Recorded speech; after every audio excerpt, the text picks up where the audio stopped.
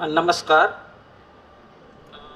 परम पुरोधा एवं परम विश्वगुरु गुरु ऋषभदेव, ये मेरा विषय है। मैं पाटन गुजरात से आ रहा हूँ। हेमचंद्राचार्य के द्वारा पवित्र ऐसी भूमि से मैं आ रहा हूँ। नमस्कार। हाँ, वाणिज्य व्यवहार पाणी गहन गामा गराई थी धम्मा धम्म विचार सारु कहियो जैन जय साहवी अंभे आणु वहंतणा तळु तसु तणी सिसलई अपणई पाए आदि जिणे सरस नमहम आनंद नित्यम तया। यहाँ पे ऋषभ देव की स्तुति अपभ्रंश में की गई है। तो उसमें बताया गया है कि उन्होंने वाणिज्य व्यवहार पाणी ग्रहण यानी लग्न व्यवस्था ग्राम नगर इत्यादि की स्थिति धर्म धर्म का जो विचार का सार है उन्होंने ये बताया हुआ था। और हम उनकी आज्ञा को स्वीकृत करके करते हुए उनके चरण में हम हमेशा नमस्कार करते हैं। ये प्राथमिक स्तुति है। उसके बाद प्राकृत में है जुगाई जिनिंदचर्यम नमः जुगाई जिनिंदम पुरुषोत्तम नाभि संभवम पैडम वरनान दंसन रविम सुगयम अनंतम महादेवम एकम अनेक सर्वम दुर्लक्षम परम जोगी बच्चखम अव्ययम असंखम अक्षयम ओसपीणी पडम तिथयरम। यहाँ पे जुगाई जिनिंदचर्यम जो है वर्धमान सूरी जी का रचित है। उसमें उन्होंने आदि जिनेश्वर को पुरुषोत्तम कहा है, नाभि संभव कहा है, सुगत कहा है। या ये हम सुगत ये बौद्ध परंपरा का जो है तो उनको भी सुगत कहा गया है। महादेव भी उनको कहा गया है। और उसको कहा है एकम अनेक स्वरूपम, बराबर अनेक स्वरूप वाले एक है, ऐसी वहाँ पे स्तुति की गई है। और उसी को चरितार्थ आनंदगंज ने किया है। राम कहो रहमान कहो कोई कान कहो महादेवरी पारसनाथ कहो कोई ब्रह्म शैल ब्रह्म स्वयमेवरी। हमारी जो ये अनेकांत की जो हमारी जो व्यवस्था है उसी के कारण ही आपको मालूम है कि प्राचीन परंपरा में श्रमण परंपरा में बौद्ध धर्म और जैन धर्म दोनों का समावेश होता था। पर बौद्ध धर्म जो है वो झगड़े में पड़ा और वो गुजरात से भारत से बाहर चला गया। पर जैन धर्म भारत में पला बढ़ा। और क्यों? तो उनकी जो अनेकांतवाद शैली से। और नाट्य दर्पण में भी कहा गया है कि हमारी वाणी कैसी होती है, तो चतुर्वर्ग फला धर्म अर्थ काम और मोक्ष वाली हमारी वाणी होती है। उसके बाद ये उपदेश माला की एक टीका है, उसमें बताया गया है कि देव व सतमोख प्रमुख मरोघ क्लुप्त पथ प्रथम तीर्थपति पुनातु भुक्ति क्रमो न किल केवल एव लोके भुक्ति क्रमोपि यदुपक्रमम एव भाति। आदिनाथ भगवान ने मात्र मुक्ति क्रम नहीं बताया है, पर भुक्ति क्रम, ये भुक्ति क्रम भी उन्होंने बताया है। उसकी ही बात नीचे भी संस्कृत में की गई है। भुक्ति मुक्ति प्रदम यस्य शासनम पाप नाशनम, उसी की है पुरोधा शब्द। तो पुरोधा शब्द का अर्थ हेमचंद्राचार्य ने अपने अभिधान चिंतामणि नाममाला में बताया है। पुरोधास्तु पुरोहित सौवस्तिको पुरोहितेषु द्रष्टा दृष्ट फलेषु कर्म कर्मसु दीयते इति पुरोधा, यानी नायक। हमारी जो प्रार्थना है जो ये आगम में है उत्तराध्ययन सूत्र में अप्पाणम एवं जुज्जाहि किम जुज्जैन बज्जो, उसको ही गुलजार कवि ने है हमको मन की शक्ति दे मां मन विजय करे दूसरों की जय से पहले खुद को जय करे। यानी ये प्रार्थना सर्वकालीन है जो हमारे आगमों में कही गई है। और जैन साहित्य में आपने सुना ही है कि भाई 72 कला 64 कला का है संपूर्ण वर्णन है। ये अभी मैं अपने विषय पर आता हूँ। तो एक स्तुति है मज्ज पसियो पासो पासे जसो रंग इंद फण मणिनो दिपंति सत्त दिवव सत्त दत्ताई पायड़ियुम।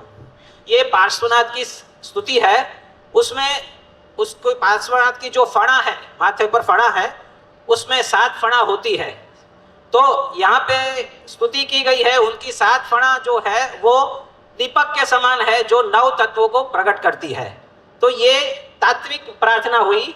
उसके बाद जो विषय है कि भाई 54 महापुरुष चर्यम जो ग्रंथ है महापुरुष चरित्र का, तो उसमें ये है कि यह कय भवमि जम्मियो बरहमि समाउलाइम लचिम उससियम ति पयछौ सुहाई वो सुहाई जिनंदो।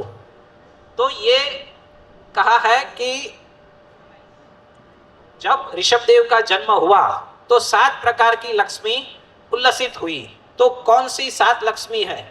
ये हमारा जो है कि आज हम देखते हैं कि कोई भी कार्य हो उसके स्टेप्स बताते हैं कि आपको कैसे कार्य करना है। तो ये प्राचीन पद्धति भी ऐसी ही है कि भगवान जो जन्मे तो उन 7 प्रकार की लक्ष्मी उल्लसित हुई है। तो उसको हम ऐसे भी कह सकते हैं 7 steps for development of the world. कौन सी 7 लक्ष्मी है? तो एक त्रिभुवन लक्ष्मी है। तो भगवान जब जन्मे तब मोह का जो अंधकार जो है वो जगत में फैला हुआ था। भगवान के जन्म होने पर वो दूर हुआ और उसको भी हम बोलते हैं कि भाई जे धन्य छे तेने ज तारू दिव्य दर्शन सा पड़े रे पुण्यहीन अभाग्यानी नजर मातू ना पड़े तेनो जन्म निष्फળ ગયો જેણે નિહાળ્યો નાથને ત્યારે તમોને જય મણે જોયા હશે તે ધન્ય છે। આ આપણે સ્તુતિ પણ આપણે બોલીએ છીએ। हाँ, ये पहली त्रिभुवन लक्ष्मी आई, ત્યારબાદ उसके बाद आई लक्ष्मी कला लक्ष्मी। हाँ, आदित्यनाथ भगवान ने हमको कलाएं बताई, पुरुषों की 72 कला और स्त्रियों की 64 कला। तो दूसरी है कला लक्ष्मी। तीसरी लक्ष्मी है दया लक्ष्मी। चिरकाल पीलियाए भी दयाए जिण संभव मुणे ओम उण अप्पा आसासी जई सहसा सह जीव लोएण।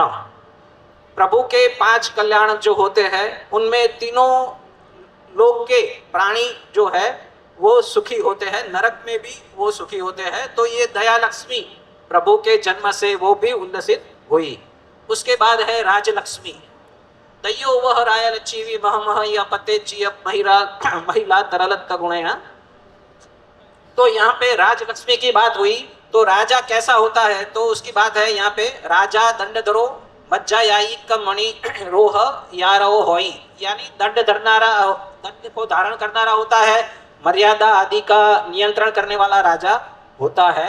और कैसा होता है? कई अभिषेक अभिषेक उसका होता है, मंत्री के साथ होता है और चतुरंग सैन्य के साथ वो राजा होता है और उसका शासन अप्रतिहत होता है।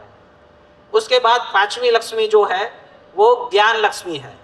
हाँ, तो कलियुण कवलयमीनम जयम असमंजस विहाई मोहेण उय्यो किल जिण सुरोति वियसयम नाण लच्छिए।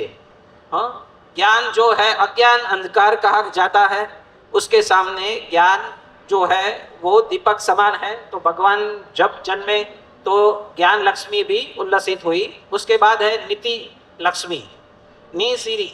हाँ, तो भगवान ने उनके समय में जो कुलकर की स्थिति थी उसमें दंड नीति थी। अल्प अपराध होता था तो हाकार नीति होती थी, मध्य अपराध होता था तो माकार नीति होती थी, महा अपराध होता था तो दोनों नीति का प्ररूपण यहाँ पर किया है। तो भगवान के जन्म होने पर ये नीति लक्ष्मी भी प्रचलित हुई, वो उल्लसित हुई। उसके बाद है 7वां प्रवचन लक्ष्मी पवयन। हो ही तिथम तिथाहि वपि जायमी बरहवासमी हरिसुसूयाये पवयन लक्ष्ये बड़ी बुद्धम। भगवान के जन्म के समय में प्रवचन लक्ष्मी भी प्रतिबोधित हुई। प्रवचन का अर्थ हमको शास्त्र में मिलता है गुण समुदायो संघो।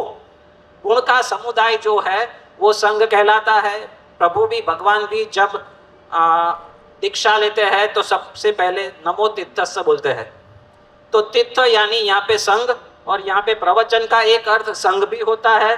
तो प्रवचन भगवान के जन्म होने पर ये प्रवचन लक्ष्मी भी उल्लसित हुई। और आर्य व्यवस्था हम जो बोलते हैं, समस्त भारत में जो भारत की जो समस्त विश्व में भारत की संस्कृति सबसे उत्कृष्ट है। और जो भारतीय संस्कृति के मूल स्तंभ जो कहे जाते हैं वो वैदिक एवं श्रवण परंपरा। वैदिक परंपरा में जो ये श्लोक है वो तो आप सब जानते ही है, वो गीता का, श्रीमद् भगवत गीता का श्लोक है। और दूसरा उत्तराध्ययन और वैदिक धर्म में गीता और बौद्ध धर्म में धर्मपद। ये तीनों ग्रंथ को बहुत अच्छी तरह से माना जाता है सभी धर्मों में, और तीनों धर्म का सारांश भी बहुत मिलता जुलता है। तो यहाँ पर भी ऋषभदेव जो जन्मे और उनसे 7 प्रकार की जो लक्ष्मी मैंने पूर्व में जो दिखाई, तो ये 7 प्रकार की लक्ष्मी जो है वो विश्व के विकास में उपयोगी हो रही है, ऐसा मेरा मानना है। तो नमस्कार, मैं यहाँ पे रखता हूँ।